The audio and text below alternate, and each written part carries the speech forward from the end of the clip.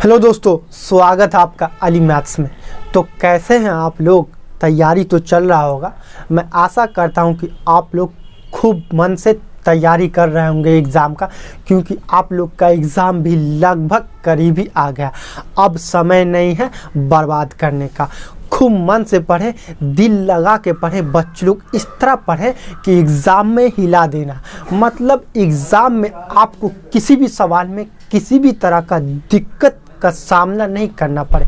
बच्चे लोग अब समय नहीं, एग्ज़ाम सर पे है, पढ़ना तो पड़ेगा बच्चे लोग, क्योंकि आप पढ़ेंगे आप बढ़ेंगे। और अभी का जो समय है ना, आपके लिए वैल्यूएबल समय है, मतलब गोल्डन समय है। गोल्डन समय उस समय को कहते हैं जो आपके ज़िंदगी में सबसे ज़्यादा वैल्यूएबल हो, सबसे ज़्यादा मायना रखता हो। बच्चों लोग, पिछले 2 महीनों से हम लोगों ने Bihar board internet model paper का क्वेश्चन का डिस्कस कर रहे हैं, जो कि सेट 1 और सेट 2 का A to Z वीडियो बनाया गया है, A to Z सवाल बनाया गया। मेरे चैनल के प्लेलिस्ट में जाके आप लोग देख सकते हैं। और आज के क्लास में आपको खास 10 नंबर मिलने वाला है, 10 नंबर, क्योंकि आज के क्लास में सेट 3 का ऑब्जेक्टिव सॉल्व करेंगे। ऑब्जेक्टिव 40 से आगे कंटिन्यू करेंगे, 1 से 30 तक वो भी बनाया गया है, वो भी चैनल के प्लेलिस्ट में है, आप लोग जाके देख सकते हो। तो देर नहीं करें, मेरे चैनल के प्लेलिस्ट में जाइए, इस मॉडल पेपर को रट जाइए, किसी भी हालात में याद करिए लेना, क्योंकि बिहार बोर्ड का मानना है, यहाँ लिख दिया गया कि इसी मॉडल पेपर से आपके मैट्रिक के एग्ज़ाम में A to Z क्वेश्चन पूछे जाते हैं। तो देर नहीं करें, चैनल के प्लेलिस्ट में जाइए और पूरा वीडियो देखिए। मैं आप लोगों से वादा करता हूँ, आप लोगों से मैं वादा करता हूँ कि आप लोग को 100 में 100 नंबर आएगा। तो चलिए आगे कंटिन्यू करते हैं। बच्चे लोग, आपका क्वेश्चन जो है ना स्क्रीन पे आ जाएगा। मैं यहाँ क्वेश्चन को पढ़ के और समझाने की कोशिश करता, क्योंकि आपका एग्ज़ाम में नंबर कटे नहीं, आपको फुल मार्क आ जाए। आइए क्वेश्चन की ओर बढ़ते हैं। Question number 41। क्वेश्चन नंबर 41 क्या है? यदि एक घनाभ की लंबाई, चौड़ाई, ऊंचाई क्रमशः दिया गया 10, 8, 6 सेंटीमीटर हो तो इसका विकर्ण निकालना। अब ये घनाभ दिया गया, इसकी लंबाई, चौड़ाई, ऊंचाई, इसको बोलेंगे लंबाई 10 सेंटीमीटर। ये जो है ये इसको बोलेंगे चौड़ाई 8 सेंटीमीटर, और ये इसको बोलेंगे ऊंचाई 6 सेंटीमीटर दिया गया। और बोला इसका विकर्ण निकालना। अब विकर्ण क्या होगा? विकर्ण मतलब इसमें सबसे बड़ी लंबी रेखा है, सबसे बड़ी लंबी रेखा। तो यहाँ से यहाँ तक की को क्या बोलेंगे? विकर्ण। यहाँ से यहाँ तक को क्या बोलेंगे? विकर्ण।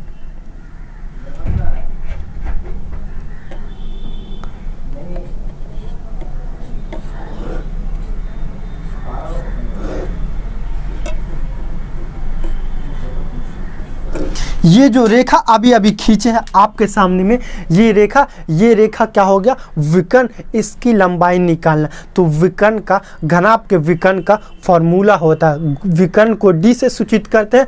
तो D बराबर क्या होता है? √L² + B² + H²। D बराबर मतलब विकर्ण।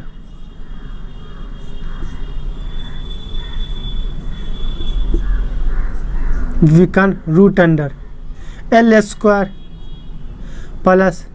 B² + H²। L का मान दिया गया 10,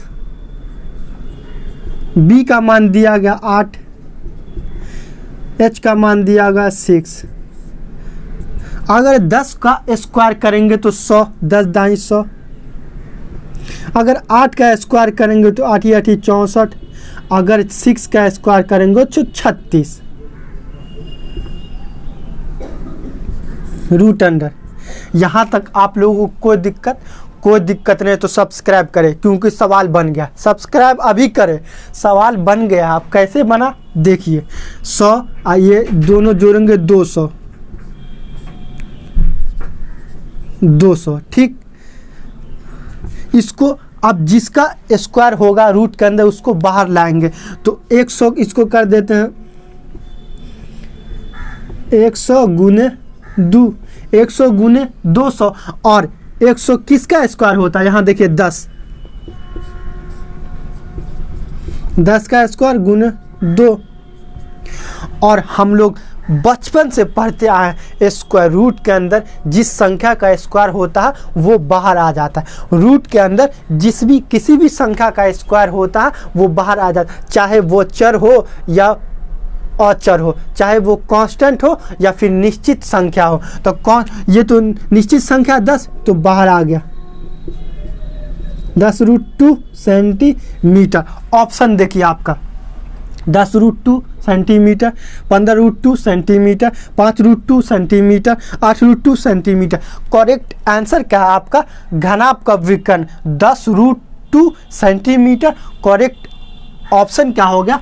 41 का, क्वेश्चन नंबर 41 का करेक्ट ऑप्शन क्या हो गया? ए 10√2 सेंटीमीटर। क्वेश्चन नंबर 42 का, यदि किसी घटना की संभावना P है, यदि किसी घटना की संभावना P है तो इसके पूरक घटना की संभावना होगी। यदि कोई सी घटना होने वाली उसकी संभावना क्या है? P है, तो उसकी पूरक संभावना होने की प्रायिकता क्या है? होने की संभावना क्या है? देखिए कोई भी प्रायिकता की संभावना 1 होता है, 1 होता है तो क्या होगा?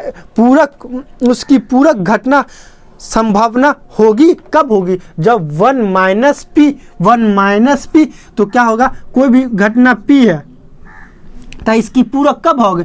जब निश्चित प्रायिकता की घटना क्या होती? 1, तो क्या होगा? 1 - P इसकी पूरक घटना होगी। तो ऑप्शन में देखिए A P, B P-1, C 1-1/P और डी देखिए 1 - P। तो करेक्ट आंसर क्या हो जाएगा? 1 - P। क्वेश्चन नंबर 42 का करेक्ट आंसर 1 - P और करेक्ट ऑप्शन क्या हो जाएगा?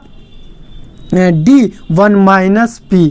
क्वेश्चन नंबर 43 की ओर बढ़ते हैं बच्चों। क्वेश्चन नंबर 43 का आंकड़ा 12, 17, 81, 26, 38, 42, 57, 62 का परिसर निकालने के लिए। अब परिसर क्या होता है? पहले आंकड़ा को क्या करेंगे हम लोग? घटते या बढ़ते क्रम में लिखते हैं। सबसे छोटा क्या है? 12, 12 के बाद आ गया 17, 17 के बाद 26, 26 के बाद 38, 38 के बाद 42, 57 और 81। 1 2 3 4 5 6 7, 1 2 3 4 5 6 7। ठीक, ये इसका बोला, ये आंकड़ा दिया गया और क्या बोला क्वेश्चन? क्या बोला क्वेश्चन? परिसर निकालने के लिए। तो परिसर बराबर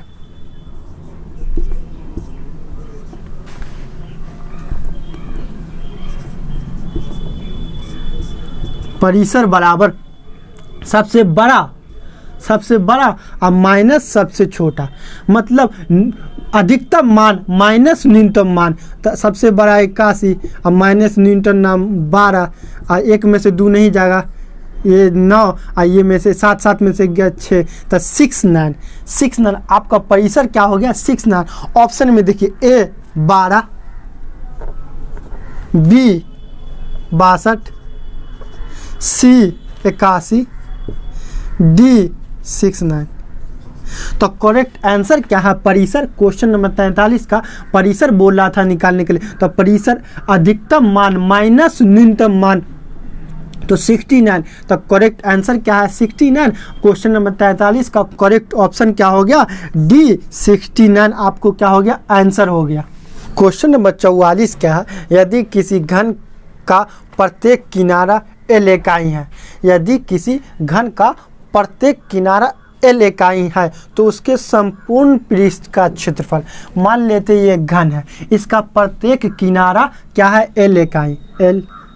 तो ये अंदर वाला भी होगा L और ये भी होगा L।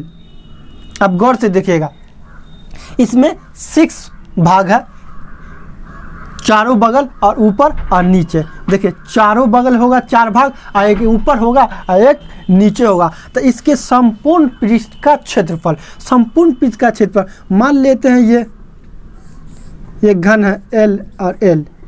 तक ये आयत है, इसका एल है, इसका एल, मतलब ये वर्ग है, तो वर्ग का क्षेत्रफल L square L square L square L square, मतलब एक पार्ट का क्षेत्रफल होगा एल स्क्वायर एल स्क्वायर। और कै पार्ट है, चारों बगल 4 पार्ट और एक ऊपर और एक नीचे, तो 6 पार्ट। तो संपूर्ण पीस का क्षेत्रफल 6 एल स्क्वायर क्या होगा, 6 एल स्क्वायर। तो L square 6 L square 4 L square 9 L square. तो करेक्ट आंसर क्या है, घन का संपूर्ण पीस का क्षेत्रफल। घन का संपूर्ण पीस का क्षेत्रफल, एरिया को मतलब क्षेत्रफल को एरिया बोलते हैं। तो घन का संपूर्ण पीस का क्षेत्रफल क्या हो जाएगा, ए बराबर 6 और एल स्क्वायर, क्योंकि एल इसका भुजा दिया गया। तो करेक्ट आंसर क्या है, 6 एल स्क्वायर। और करेक्ट ऑप्शन क्या हो जाएगा, क्वेश्चन नंबर 44 का करेक्ट ऑप्शन क्या हो जाएगा, B 6 L square. Question number 45 की ओर बढ़ते हैं बच्चों लोग। क्वेश्चन नंबर 45 क्या है, आंकड़ा 5 4 13 9 8 9 9 11 14 का बहुलक होगा।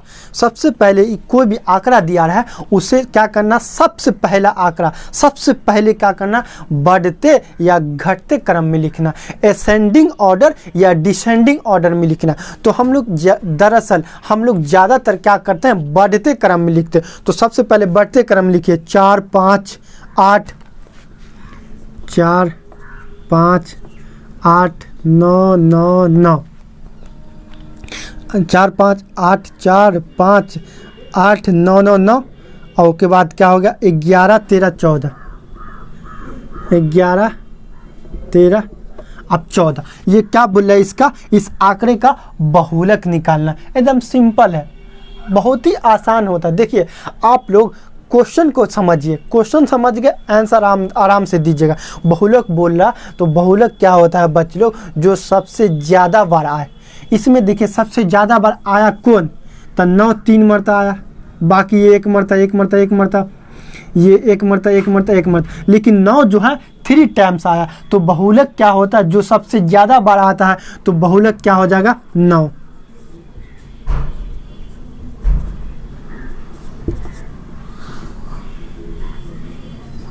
बहुलक क्या होगा, 9।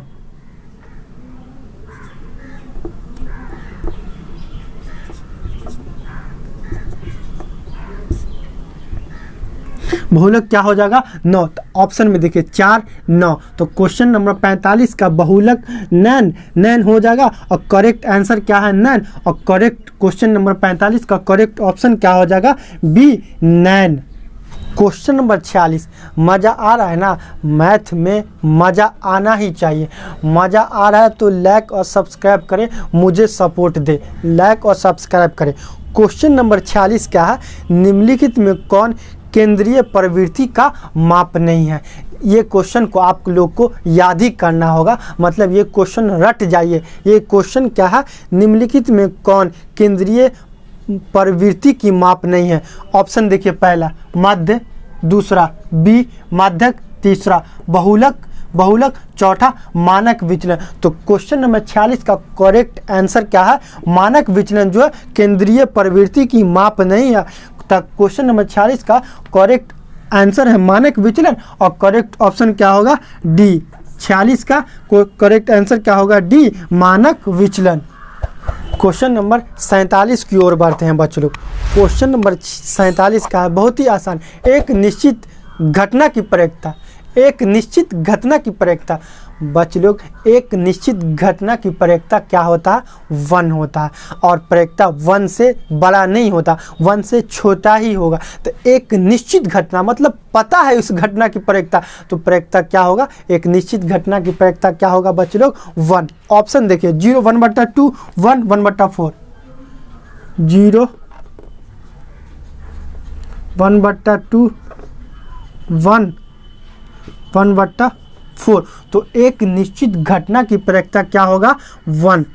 क्वेश्चन नंबर 47 का करेक्ट आंसर क्या है, 1। और क्वेश्चन नंबर 46 का करेक्ट ऑप्शन क्या है, 1। एक निश्चित घटना की प्रयोक्ता क्या होगा, 1, सी। क्वेश्चन नंबर 48 की ओर बढ़ते हैं बच्चों लोग। क्वेश्चन नंबर 48 की ओर, 48 क्या है, क्वेश्चन नंबर 48, यदि एक शंकु की त्रिज्या 14 सेंटीमीटर। एक शंकु है, इसकी त्रिज्या 14 सेंटीमीटर और इसकी तिर्यक ऊंचाई 15 सेंटीमीटर। इसको बोलते हैं तिर्यक ऊंचाई। कितना? 15 सेंटीमीटर। और इस शंकु की त्रिज्या कितना? 14 सेंटीमीटर। यहाँ से यहाँ तक की इसको क्या बोलेंगे? त्रिज्या को r, तो 14 सेंटीमीटर। इसको तिर्यक ऊंचाई को क्या बोलते? l। तो एक शंकु की त्रिज्या 14 सेंटीमीटर और तिर्यक ऊंचाई 15 सेंटीमीटर। तो इस शंकु का कुल पृष्ठ का क्षेत्रफल, मतलब सभी का क्षेत्रफल कितना निकलेगा? ये जो वृत्त बना हो इसका क्षेत्रफल भी और शंकु के वक्र पृष्ठ का क्षेत्रफल भी, तो दोनों मिला के क्या होगा? कुल पृष्ठ का क्षेत्रफल। तो शंकु के कुल पृष्ठ का क्षेत्रफल का फॉर्मूला होता है, इसीलिए शंकु के कुल पृष्ठ का क्षेत्रफल। शंकु के कुल पृष्ठ का क्षेत्रफल क्या होगा? पहले तो वृत्त का क्षेत्रफल पाई आर स्क्वायर और इसका पाई आर एल, वक्र पृष्ठ का क्षेत्रफल pi r l plus pi r l. एक काम करिए, पाई आर दोनों में कॉमन है तो पाई आर कॉमन लीजिए। पाई का मतलब 22/7 और आर का मतलब 14। पाई आर कॉमन लिए तो बचा का इसमें आर 14, इसमें पाई आर कॉमन लिए बचा का इसमें एल, तो एल का मान कितना? 15। कोई दिक्कत नहीं। पाई आर कॉमन लेके आर का मान और पाई का मान और एल का मान डाल दिए। अब यहाँ देखिए 7 इकाई 7, 7 दूना 14, 22 दूना 44, यहाँ 14 15 29, 14 15 29 गुना करिए। गुना करेंगे तो क्या आ जाएगा? ऑप्शन में देखिए 12 76, तो ये गुना करेंगे 29 2 9 चौके 36, 9 चौके 36, मतलब 12 76 सेंटीमीटर स्क्वायर। 12 76 centimetre square. शंकु के कुल पृष्ठ का क्षेत्रफल कितना निकल गया? 44 को जब 29 से गुना करेंगे तो 1276 सेंटीमीटर स्क्वायर हो जाएगा। आंसर देखिए, ऑप्शन में देखिए, ए 1276 सेंटीमीटर, बी 660 सेंटीमीटर, सी 1376 सेंटीमीटर और डी 1320 सेंटीमीटर। अभी क्या निकाले? शंकु के वक्र पृष्ठ का क्षेत्रफल, शंकु के कुल पृष्ठ का क्षेत्रफल 1276 सेंटीमीटर स्क्वायर। तब क्वेश्चन नंबर 48 का करेक्ट आंसर क्या है? 1276 सेंटीमीटर स्क्वायर। और करेक्ट ऑप्शन क्या हो जाएगा? ए 1276 सेंटीमीटर स्क्वायर। क्वेश्चन नंबर 49 की ओर बढ़ते हैं बच्चे लोग। क्वेश्चन नंबर 49 का दो वृत्तों की परिधियों का अनुपात 3:4 है, तो उनके क्षेत्रफलों का अनुपात ज्ञात कीजिए। देखिए दो वृत्त दिया गया है और उनकी परिधियों का अनुपात दिया गया। परिधि क्या बोलते हैं? परिधि इसको बोलते हैं, मतलब ये जो है बाउंड्री को बोलेंगे परिधि। दो वृत्त की परिधियों का अनुपात दिया गया कितना? परिधि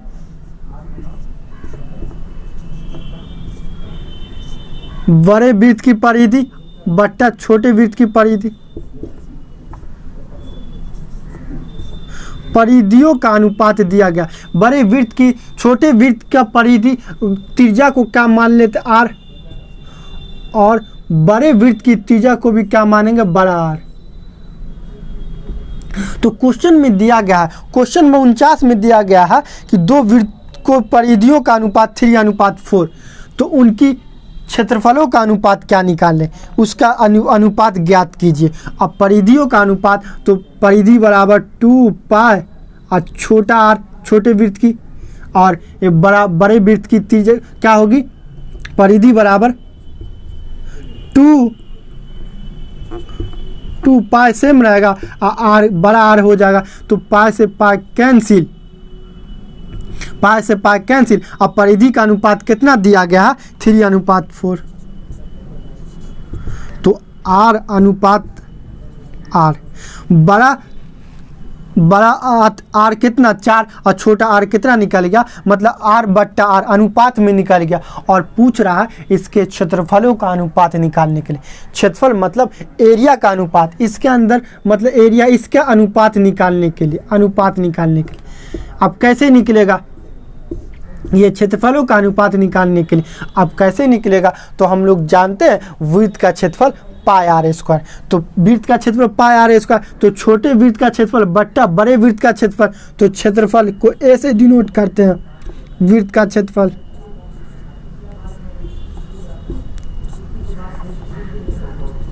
क्षेत्रफल बट्टा फिर वृत्त का क्षेत्रफल,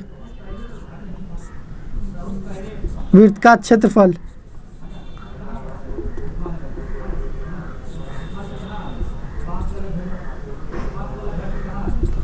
तो दोनों का त्रिज्या का अनुपात कितना देगा? क्या होता है वृत्त के क्षेत्रफल का फॉर्मूला? पाई आर स्क्वायर, पाई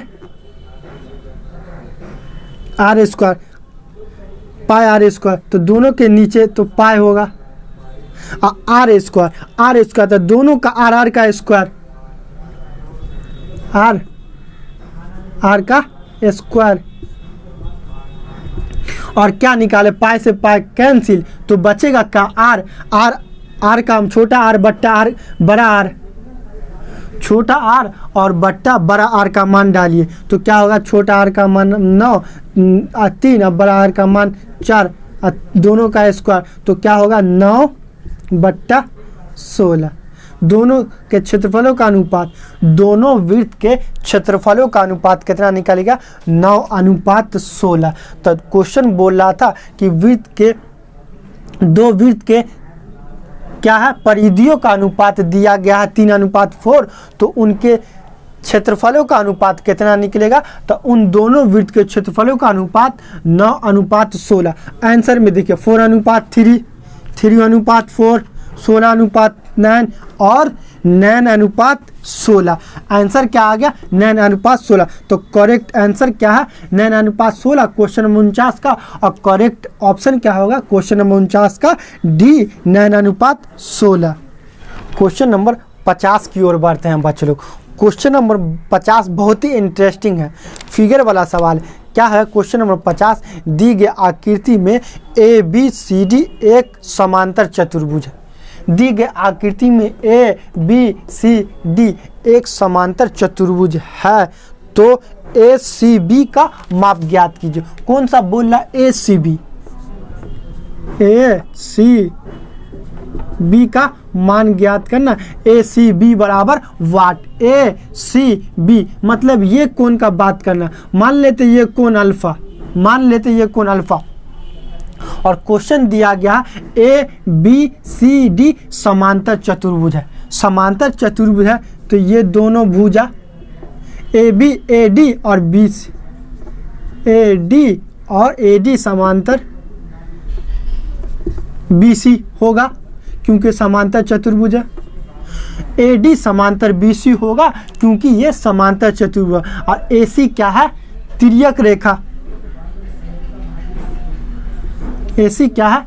तिर्यक रेखा। AC क्या है? तिर्यक रेखा। तो यहाँ पे 70 डिग्री का कोण बना रहा है, तो तिर्यक रेखा के एकांतर कोण समान हो, एकांतर कोण बराबर होते हैं, मतलब समांतर होगा। तो ये 70 डिग्री है, ये 70 डिग्री बाहर वाला, तो यहाँ भी क्या हो जाएगा? 70 डिग्री। अब कैसे हुआ? एकांतर अंतर कोण बराबर होता है जब दो समांतर रेखाओं को तिर्यक छेदी रेखा काटती है, तो एकांतर अंतर कोण बराबर होता है। इसीलिए ये हो गया ए, ये हो गया डी, ये हो गया बी, ये हो गया सी। ए डी समांतर बी सी और ए सी तिर्यक छेदी रेखा है। तो यहाँ 70 डिग्री, तो ये भी कोण जो बनेगा, ये भी कोण यहाँ पे भी 70 डिग्री हो, क्योंकि एकांतर कोण बराबर होता है, एकांतर कोण बराबर होता है। ठीक, अब ए बी सी में आते हैं। ए बी सी त्रिभुज, ए बी सी में, त्रिभुज ए बी सी में।